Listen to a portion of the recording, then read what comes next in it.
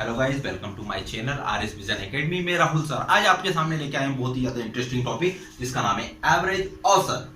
आज हम औसत के बारे में ऐसी ऐसी चीजें पढ़ने वाले हैं जो शायद ही आपने पढ़ी होंगी, और पढ़ी भी होंगी तो उसे बहुत ही ज्यादा लॉन्ग मेथड से पढ़ी होंगी आज, लेकिन हम उसको शॉर्ट तरीके से करेंगे कि हमें पेपर में अपना समय कैसे बचाना है, क्योंकि एवरेज से मिनिमम एक क्वेश्चन तो आपके पेपर में जरूर आता है दोस्तों, याद रखिएगा। इसीलिए इस टॉपिक को बहुत अच्छे से पढ़ें और वीडियो के अंत तक बने रहे। मैं इसमें आपको बहुत सारी शॉर्ट ट्रिक्स बताने जा रहा हूं। तो सबसे पहले तो अपन ये समझते हैं कि औसत होता क्या है।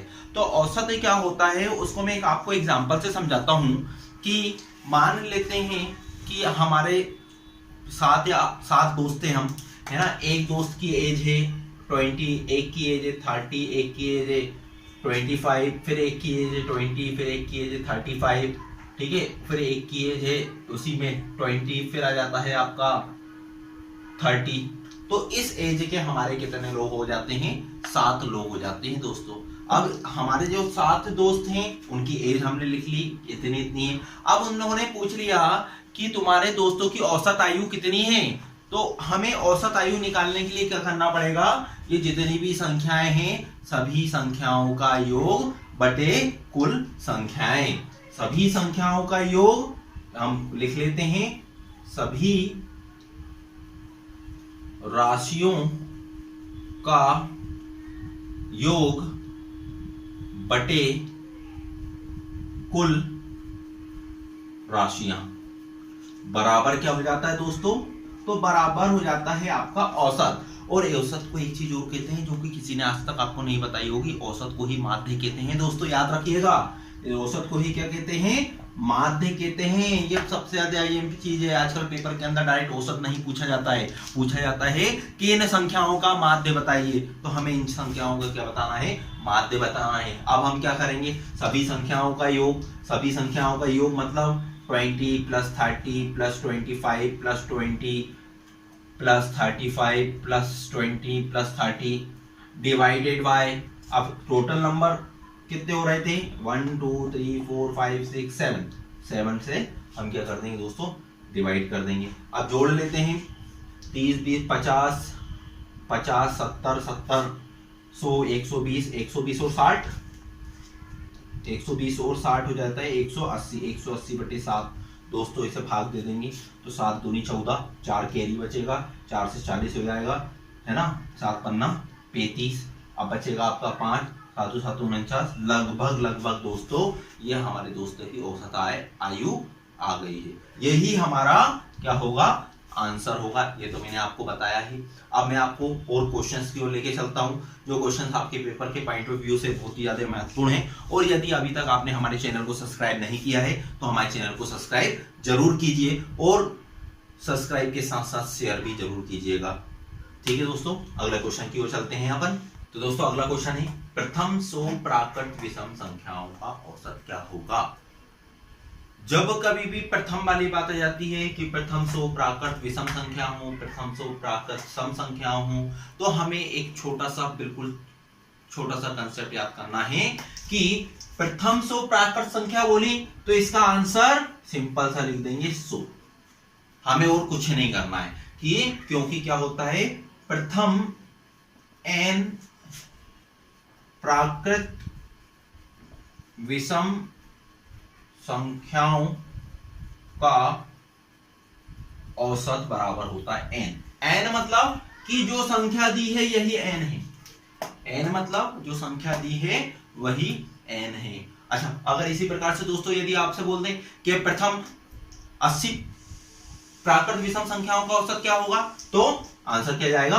अब यहाँ पे 100 के बदले में कितना ले लिया उसने? 80। यहाँ पे हमारा आंसर क्या हो जाएगा दोस्तों?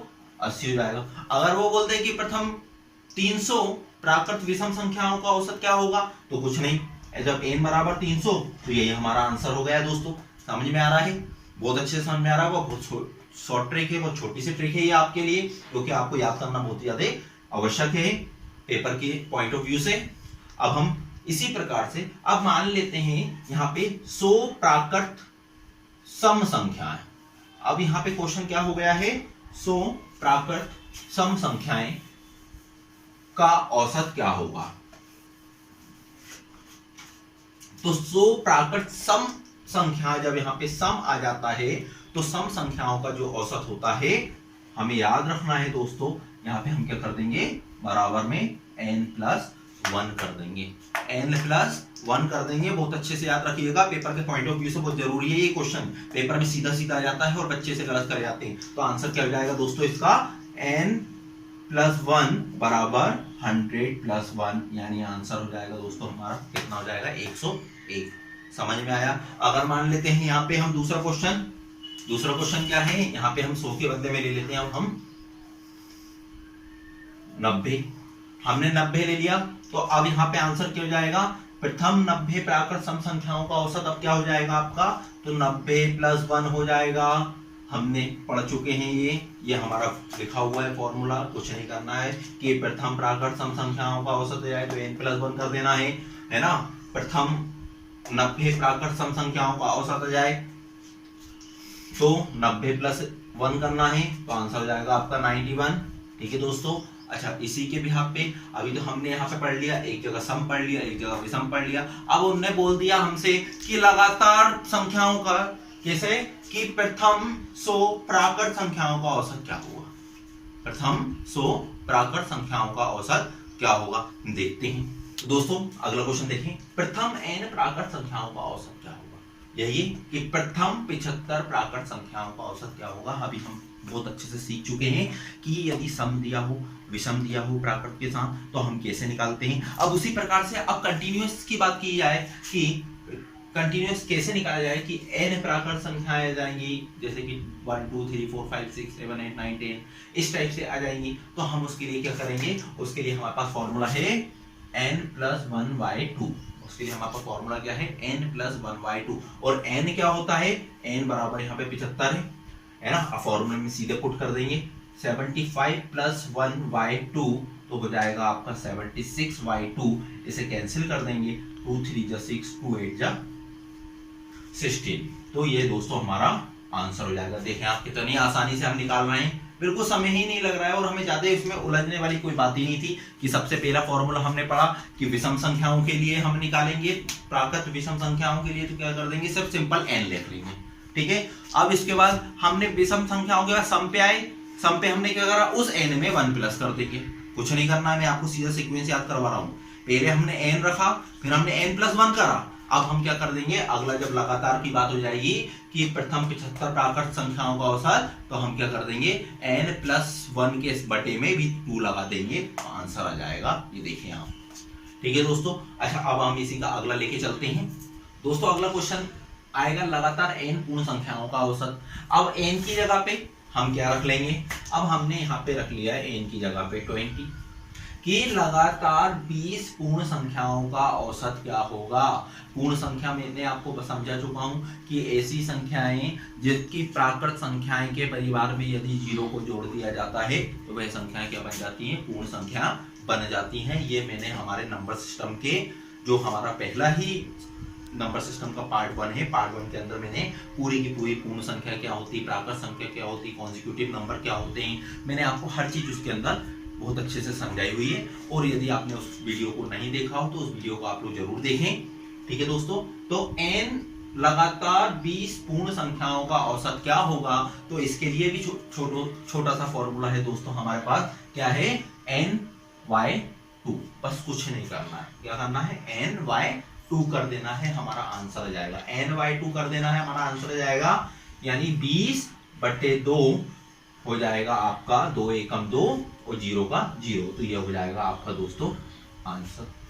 ये हो जाएगा दोस्तों आपका आंसर। बहुत अच्छे से समझना सीख लिया है आपने, ये है ना। अब पेपर में कभी कभार क्वेश्चन कैसे आ जाते हैं कि वो मैं आपको बताता हूं, और बिल्कुल एक सिंपल सा एक छोटा सा कॉन्सेप्ट लेके आऊंगा, उससे आप किसी भी प्रकार के क्वेश्चन आप चुटकियों में कर लेंगे, सेकंड भी नहीं लगेंगे। अभी तक आपने जितने भी क्वेश्चन करे हैं सबके अंदर आपको देखा होगा सिर्फ सेकंडों का समय लग रहा है, और मैंने आपको हर क्वेश्चन का जो फॉर्मूला है उसको दूसरे वाले फॉर्मूले से रिलेट कर दिया, जिससे कि आगे के लिए आप उसे भूले नहीं।